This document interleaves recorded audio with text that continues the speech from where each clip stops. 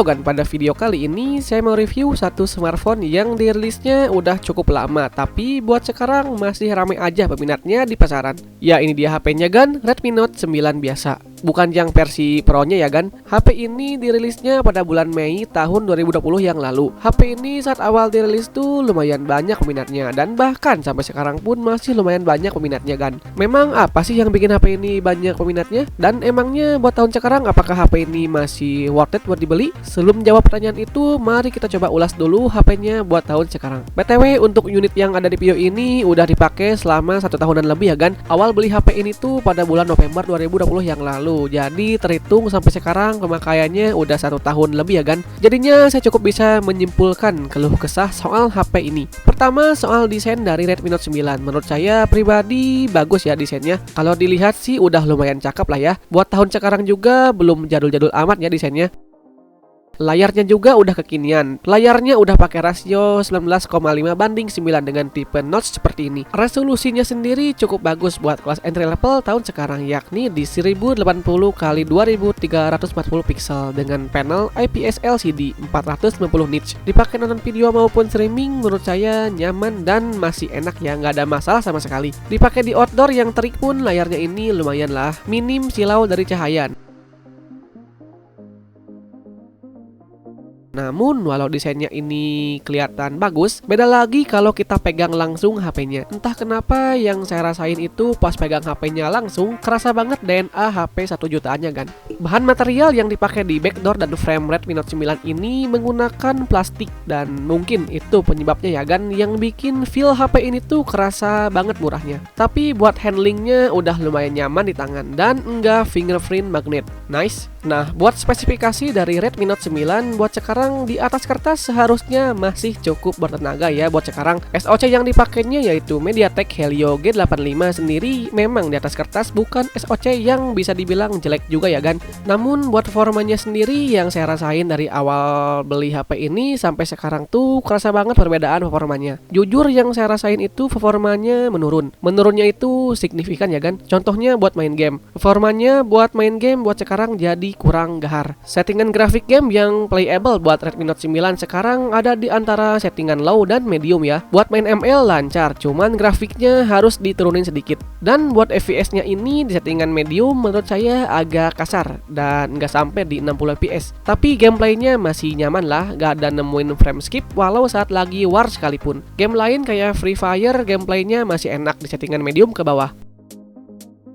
Nah, buat Genshin Impact ini udah nggak kuat ya Gan di HP ini. Dulu pas awal beli sempat main Genshin Impact di HP ini dan lancar-lancar aja. Cuman sekarang udah nggak kuat dan nggak playable main di HP ini. Jadinya di uninstall aja dan mohon maaf ya Gan, nggak bisa kasih tunjuk gameplay Genshin Impact-nya. Keburu kehapus Gan. So, buat performanya, khususnya buat gaming, menurut saya buat sekarang HP ini sudah ada di kata pas aja ya Gan. Buat pemakaian sehari-hari seperti main sosmed dan multitasking, tentu HP ini nggak ada masalah. Cuman buat transisinya agak terasa sedikit kasar dan kurang mulus. Dipakai nge-swipe dan scrolling di layarnya ini, transisi UI-nya rasanya sedikit kasar. Namun itu menurut saya bukan masalah, asalkan masih lancar buat dipakai dan enggak lemot.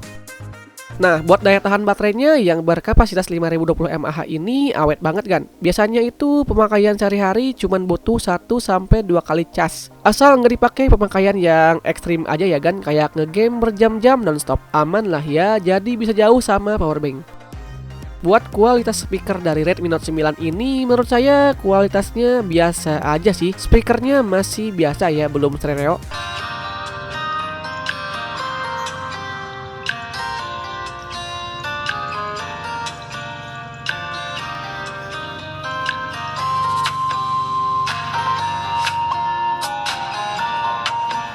Sekarang buat kualitas kamera. Kamera belakang Redmi Note 9 ini ada 4 biji. Kamera utamanya beresolusi 48 megapiksel. Kamera keduanya buat ultra wide 8 megapiksel. Kemudian buat kamera makronya 2 megapiksel. Dan terakhir ada kamera depth yang beresolusi 2 megapiksel. Buat rekaman videonya sendiri maksimal bisa sampai Full HD di 30 fps. Sedangkan kamera depannya cuman ada 1 biji aja dengan resolusi 13 megapiksel dan maksimal bisa rekam video sampai Full HD 30 fps. Entah kenapa ya, menurut saya buat kualitas kameranya ini bikin saya ingin merosting Redmi Note 9 ini, khususnya buat tahun sekarang. Ini jujur li aja ya kan, menurut pandangan saya pribadi, dan mungkin aja akan ada beda pendapat dengan Agan yang nonton atau Agan yang punya device-nya langsung. Menurut saya pribadi, buat kualitasnya ini, maaf jika harus bilang, agak ampas sih, khususnya buat tahun sekarang. Saya sendiri kurang pede ya kalau mau upload hasil jepretan Redmi Note 9 ini ke sosmed, kecuali kita edit-edit dulu hasil fotonya. Kualitas dari hasil kameranya ini nggak berbanding lurus dengan spek dari kamera yang diusung Redmi Note 9. Buat hasilnya sendiri, fotonya terlihat sedikit pucat dan seringkali overexpose. Saturasi dan kontrasnya juga kurang ya menurut saya. Tapi untungnya ada mode Pro yang bisa bikin kita otak-atik settingan kameranya biar mendingan lah hasilnya. Buat hasil perekaman videonya juga menurut saya nggak bisa dibilang bagus kan. Oke lah, buat sisanya bisa Agan nilai sendiri.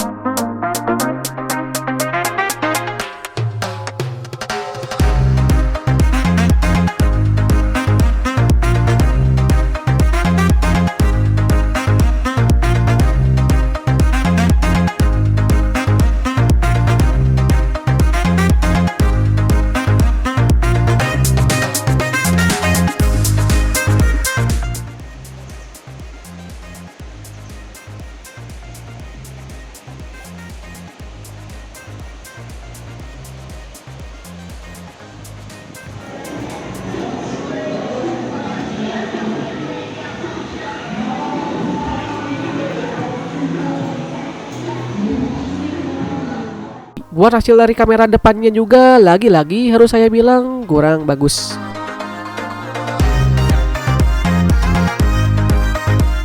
Dia buat hasil perekaman dari kamera depannya.